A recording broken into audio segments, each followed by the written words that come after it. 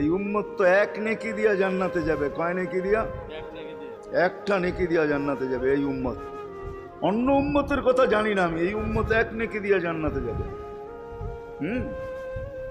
নবীর একটা আদর্শের কারণে জান্নাতে যাবে। সিরত মানি আদর্শ, আর এটা আমরা কদমে কদমে মোহতাজ।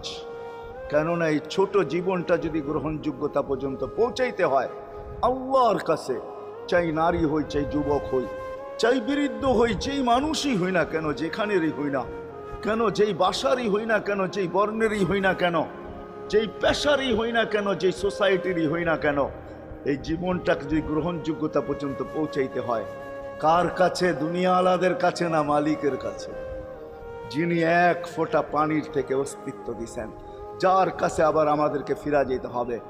পালানোর কোনো সুযোগ নাই। এই উম্মত তো এক নেকি দিয়া জান্নাতে যাবে। কয় নেকি দিয়া? একটা নেকি দিয়া জান্নাতে যাবে এই উম্মত। অন্য উম্মতের কথা জানি না আমি, এই উম্মত এক নেকি দিয়া জান্নাতে যাবে। নবীর একটা আদর্শের কারণে জান্নাতে যাবে। সিরত মানি আদর্শ, আর এটা আমরা কদমে কদমে মোহতাজ।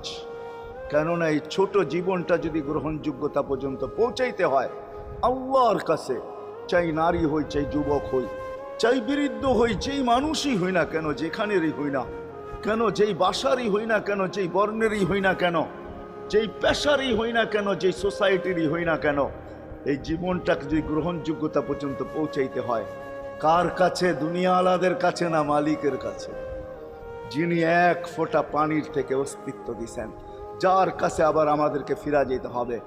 পালানোর কোনো সুযোগ নাই।